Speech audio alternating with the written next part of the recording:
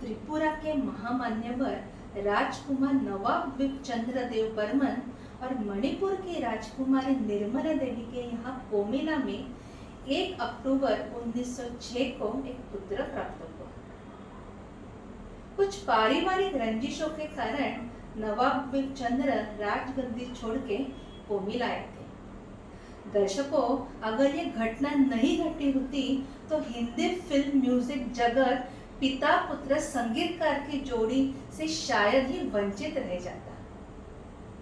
जी हाँ, सचिन दा बर्मन और पंचम आर.डी. बर्मन। इस संगीतकार पिता पुत्र की जोड़ी ने हिंदी फिल्म म्यूजिक में सुनहरी धुनों से इतिहास रचाया।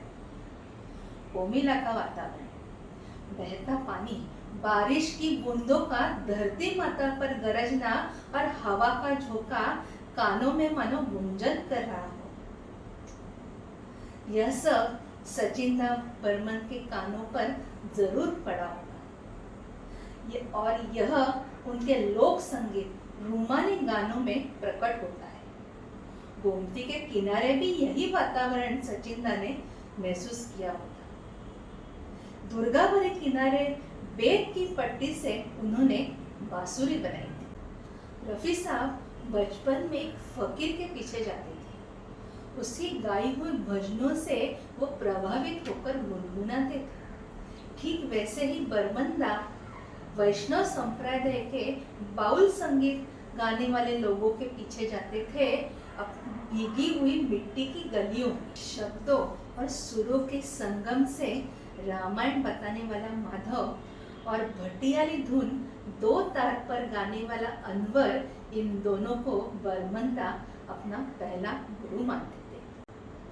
सचिन दा बर्मन को सभी प्रकार की धुनों को समझने का विचार था। जब वे फिल्मिस्तान में काम करते थे तो शशधर मुखर्जी उनकी धुनें बहुत पसंद करते थे और उनका द्वारपाल भी उनकी धुनें गाता था। एक बार ऐसा हुआ कि सचिन दा का नौकर उनका मशहूर गाना गाने के वजह रतन फिल्म का गाना गा रहा था और तभी उनको ये बात समझी कि धुन ऐसे बनाओ, गाना ऐसे बनाओ कि आम आदमी के दिल को छू ले। ऐसा ही एक रफी साहब का गाया हुआ दिल को छू लेने वाला गीत अभी हम आपको सुनाने जा रहे हैं। दर्शकों, आपको याद है सुजाता फिल्म में टेलीफोन पर एक गीत फिल्माया गया था। सुनील दत्त और नूतन जी के ऊपर और तलत महमूद जी ने उसे गाया था। और कुतुब मीनार से नीचे उतरते समय देवानंद और नूतन जी पर जो गाना चित्रित हुआ था वो अभी हम आपको सुनाने जा रहे हैं। इस गाने में मुखड़े के पहले और बाद में बजाई हुई बांसुरी की धुन और मैंडोलिन की धुन गाने को बहुत ही सुखदायक बनाती है। इस गाने का हम ट्रैक सुनते हैं और इस ट्रैक के साथ सौम्या लेले ने अपने गिटार का करिश्मा दिखाया है।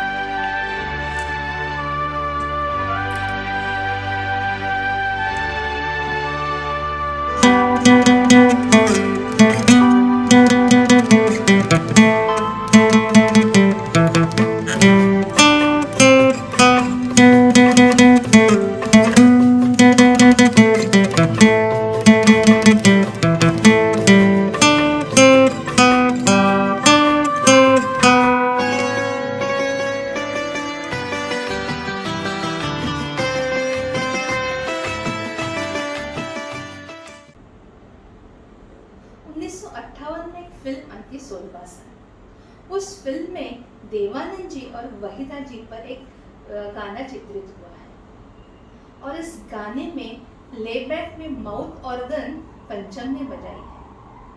पंचम दा को पढ़ाई में खास रुचि नहीं थी और यह बात जानकर सचिन दा बर्मन को कुछ आश्चर्य नहीं हुआ, क्योंकि वे भी तो पढ़ाई छोड़ के अपने संगीत की रुचि को आजमाने के लिए कोलकाता और मुंबई आए थे। सचिन दा ने पंचम दा को कोलकाता से मुंबई बुलाया और कई सालों तक पंचमदा एसडी बर्मनदा के सहायक रहे। बर्मनदा हेमंत कुमार जी की आवाज को भागलपुरी रेशमी साड़ी से तुलना करते थे। उनकी आवाज का सुरसुरना, शब्दों पर वजन अलग ही विशेष अंदाज प्राप्त कर देता है। ये गाना गाया था हेमंत कुमार जी ने और इस गाने का हम ट्रैक सुनते हैं और इस ट्रैक पर आप भी गुनगुना सकते हैं और इस गाने का आनंद ले सकते हैं। है अपना दिल तो आवारा।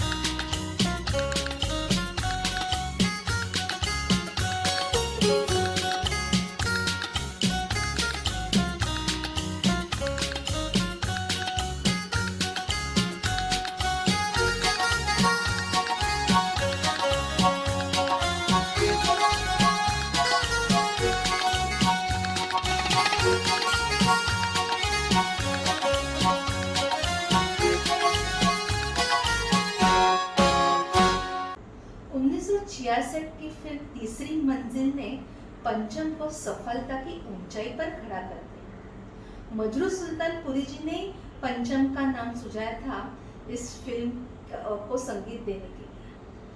पंचम कोलकाता में जिस माहौल में रहते थे वो रईस जादू का माहौल था और उस माहौल में पाश्चिमात्य संगीत का प्रभाव अधिक था, तो जायज है पंचम पर इसका असर हुआ ही होगा। लेकिन अमर प्रेम फिल्म में एक भजन को खमाज राग से पंचम ने यशोदा कृष्ण के ममतापूर्ण रिश्ते को इस प्रकार प्रकट किया है कि वो प्रशंसनीय ही है।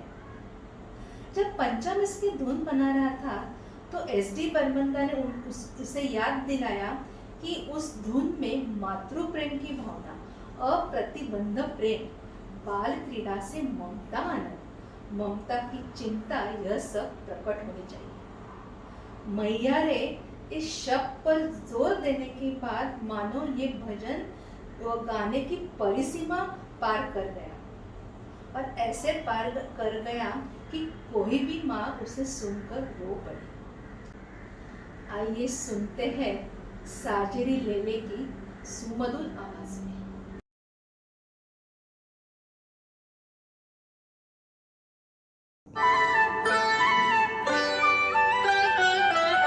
बड़ा नटखट है कृष्ण कन्हैया, का करे यशोदा मैया।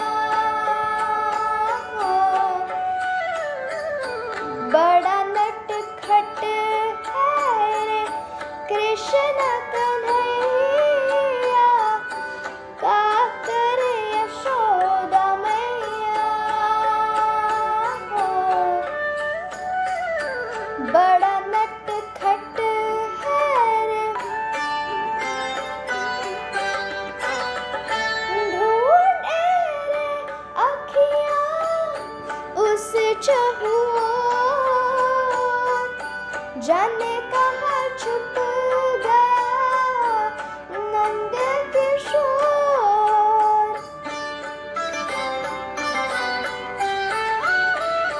ढूंढे रे अखियाँ उस चहुओर, जाने कहाँ छुप गया नंद किशोर। उड़ गया ऐसे,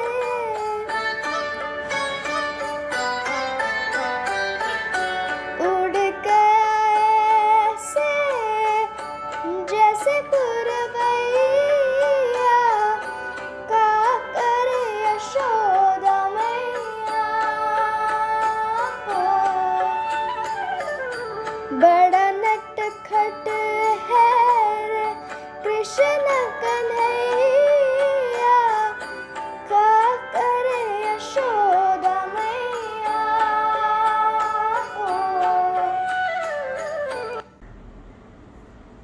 बरमंदा बहुत विचार विमर्श करके सोच के धुन बनाते थे।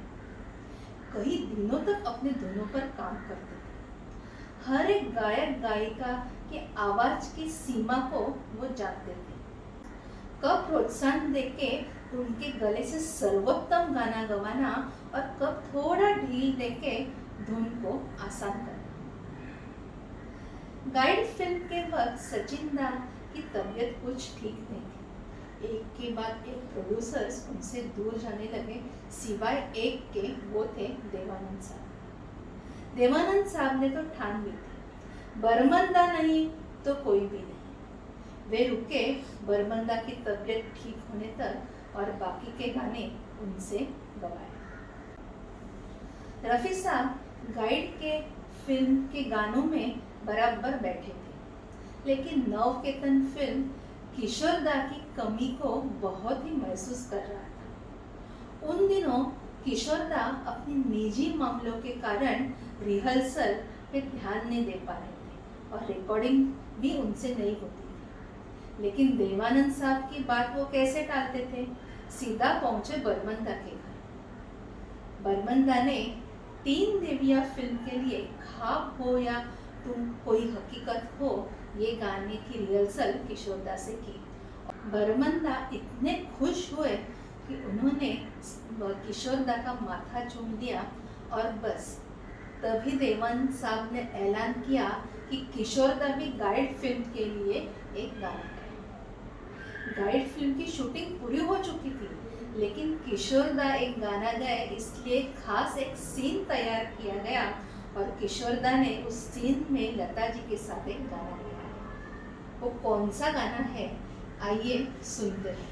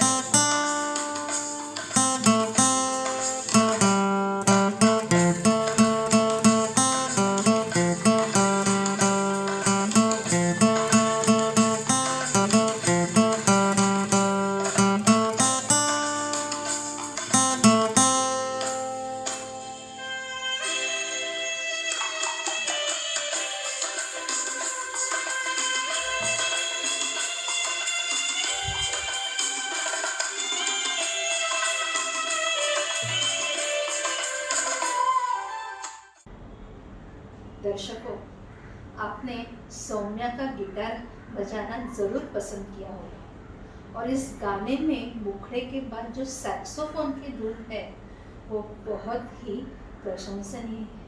पंचम दा अपने पिता एस.डी. बर्मन दा के सहायक बने प्यासा फिल्म से। उन्होंने उस फिल्म में एक गाने में हारमोनिका बजाई। 1955 से लेकर 1965 तक पंचम को पूरी आज़ादी थी अलग अलग धुनों पर काम करने की, और इस काम में उसका साथ दिया बासु जी ने और मनोहरी सिंह जी ने। और आपने जो सैक्सोफोन की धुन सुनी थी ना, गाता रहे मेरा दिल में, वो मनोहरी दा ने बजाई थी। रेसो रेसो एक अफ्रीकन वाद्य है जो एक छेद हॉलो वाले बांबू से बनाया गया है। उस पर म्यूजिकल स्केल्स एक प्रमाणित अंतर पर है और उस पर नक्शीदार किए हुए हैं। जब किसी चपटे तख्ते से मानो हेयर कॉम से उस पर बजाया जाए तो शार्प नोट्स बजते हैं। अमृतराव काटकर जो पंचम के तबला वादक थे, उन्होंने फिल्म पड़ोसन में मेरे सामने वाली खिड़की इस गाने में बजाई है। इस गाने में अपने स्वभाव के विपरीत रेसो के साथ पंचम ने सिर्फ गिटार का उपयोग किया है।